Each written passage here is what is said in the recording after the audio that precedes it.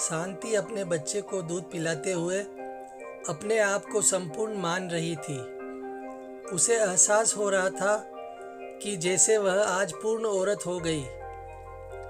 भगवान ने उसकी लाज रख ली, जो उसे माँ बनने का सौभाग्य प्रदान किया।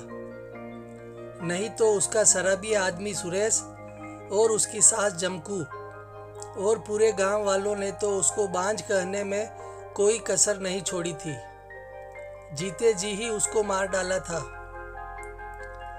कोई कहता बांझ है, इसका मुंह नहीं देखना चाहिए। अपने बच्चों को भी उसके पास भटकने नहीं देते। उसका कितना मन होता कि किसी बच्चे को गोद में लेकर खिलाए, अपनी ममता उस पर लुटा दे।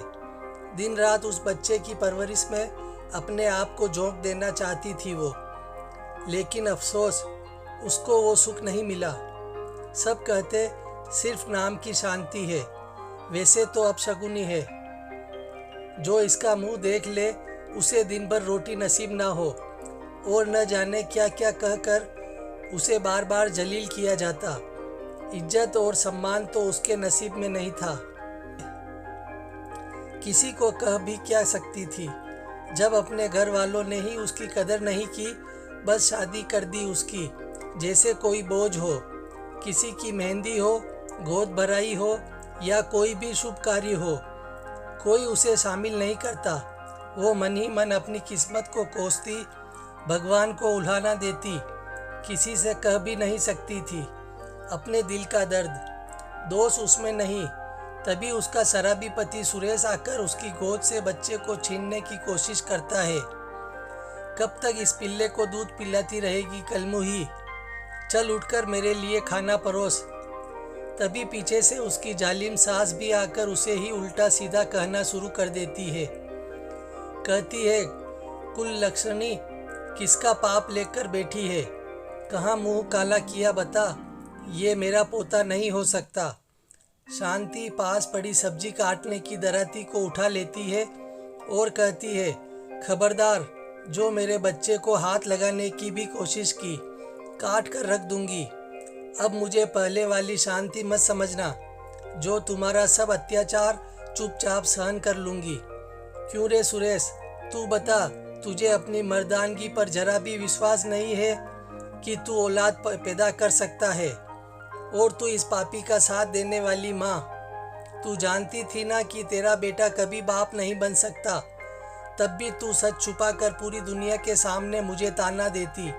दिन रात मुझे जलील करती रही, बांझ कहती रही।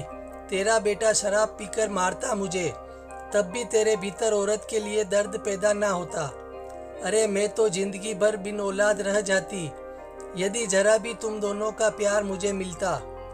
पर अब मैं शांति तुम दोनों माँ बेटे को खुली चेतावनी देती हूँ कि जो दम हो तो बता दो गांव वालों को कि यह तुम्हारी औलाद नहीं।